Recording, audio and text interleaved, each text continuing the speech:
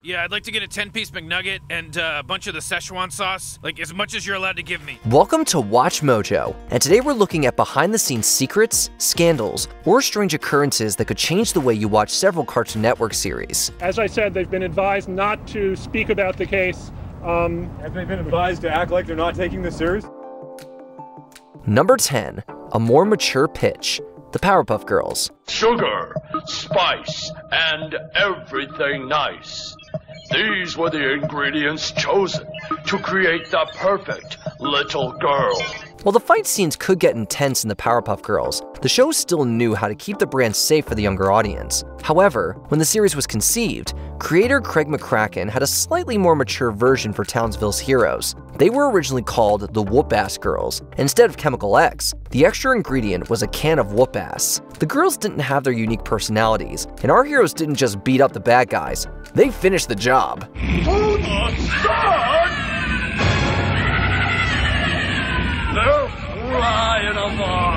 Only one short of the concept was ever fully animated, before the Whoop-Ass Girls became the Powerpuffs audiences know and love. Number 9.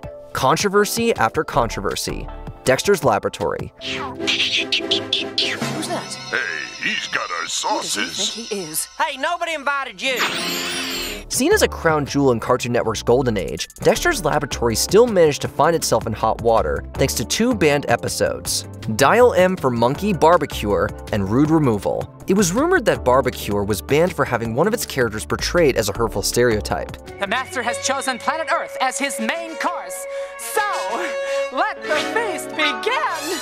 In reality, the episode was likely pulled due to Marvel claiming copyright infringement on the episode's parody of the Silver Surfer. While the mix-up for Barbecuer was understandable, the reason for Rude Removal's shelving was as plain as day. What up, Ollie?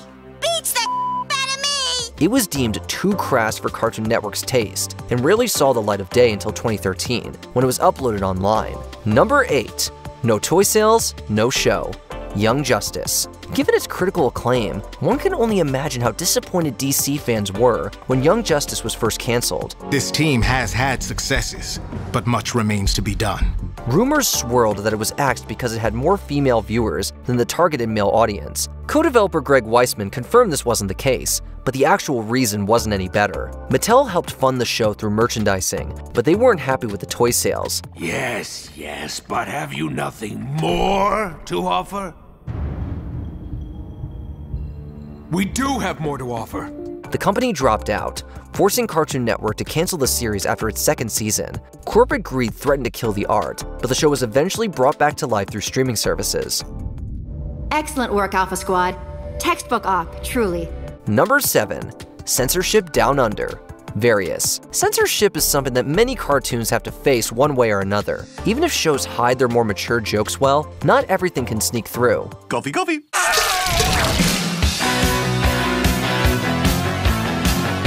In Australia, they tend to crack down hard on censoring Cartoon Network's programs. Along with the usual violent or lewd imagery, they tend to remove or edit anything that sounds like cursing. Must stay awake. Must see best band of all time. Oh, crap. Must see best band of all time. You probably won't hear anyone calling someone a sucker in Oz. Additionally, they've been known to remove instances of characters dating, no matter how innocent it is. It doesn't help that the cuts can get too obvious at times, especially when they take a chunk out of the episode's runtime. Why did you have to say all those rude things to them? What? I was helping you. Thanks a lot. They were right about to hand over the antidote. You're welcome a lot. Number 6. Inappropriate Concept Art. Steven Universe.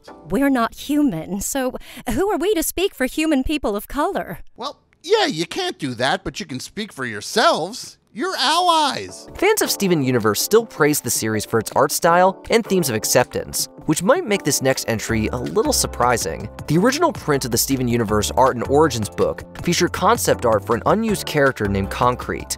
Fans took note of how Concrete resembled a racist caricature and were understandably angered and confused. But you gotta realize it hurts to deal with racism. And when people act like it's not real, it makes it feel even worse.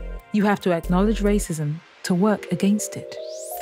Series creator Rebecca Sugar apologized for the drawing, calling its creation careless, and took full responsibility for the material making it through the approval process. The character was removed from subsequent printings of the book. Hey now, I'm Steven Universe! Kids, don't be racist. Number 5. Rick's Obsession. Rick and Morty. Anyone who says cartoons don't leave an impact is obviously unaware of the great Szechuan sauce debacle of 2017.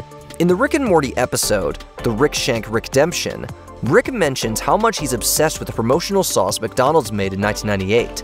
In 1998, they had this promotion for the Disney film Mulan, where they created a new sauce for the McNuggets called Szechuan sauce, and it's delicious. Soon, the concept became a meme, and fans became obsessed. McDonald's brought it back for a short time. Unfortunately, this marketing stunt turned into pandemonium as a few bad eggs caused riots to break out over the coveted sauce. I want Szechuan sauce. Where's my Szechuan sauce? I pickle Rick! What beloved dum-dum! The sauce returned a few more times, thankfully without the uproar, but it just goes to show how out of hand a meme can get. Number 4.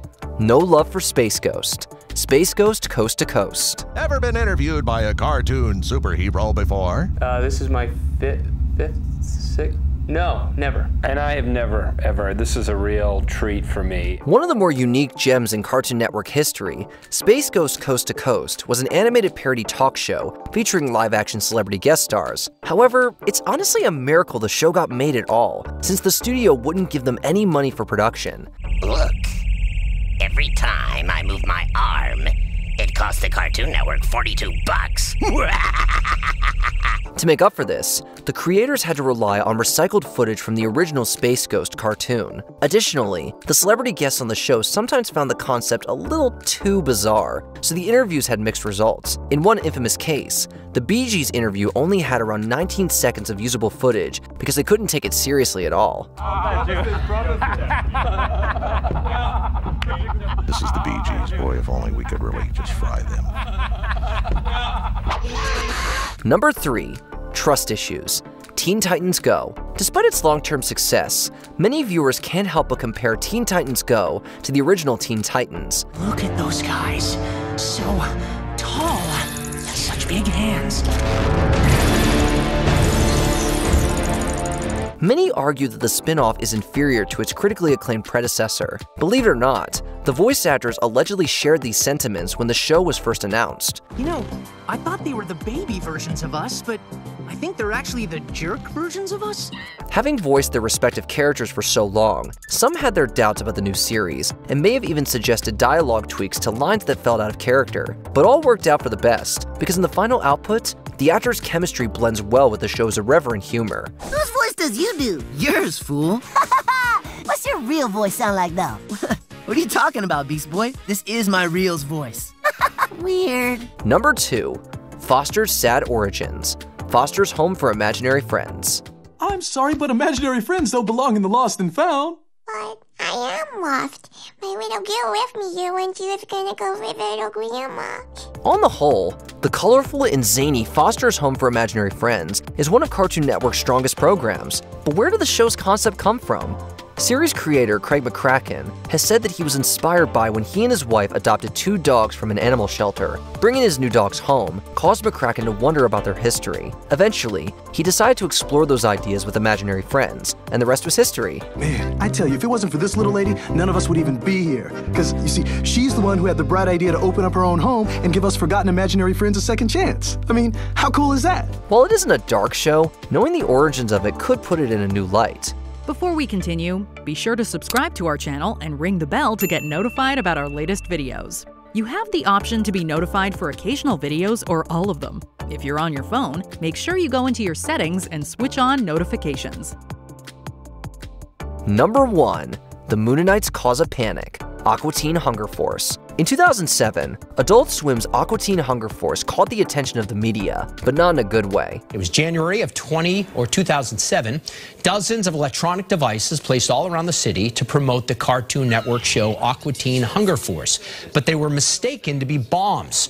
To promote the show's upcoming movie, LED displays depicting the Mooninites were set up in several cities, including Boston. However, the displays were mistaken for explosives, and the city went into a panic. Now the city of Boston wants them to pay, but who else is responsible? What was Turner Broadcasting's role in the whole thing? The accidental bomb scare wound up costing Turner Broadcasting and guerrilla marketing group Interference Incorporated Former Cartoon Network VP Jim Samples even resigned from the company in the aftermath. The show made an episode in response to the incident, but never aired it, for obvious reasons. Thank God they didn't find this. Who wants some? Shoot me! Ah, don't shoot him! Shoot me in the face! Some fans marked this as the end of Cartoon Network's golden age, all thanks to one small marketing campaign. What cartoon moment shocked you as a kid? Let us know in the comments. You want some more, man? You do? No. Yeah?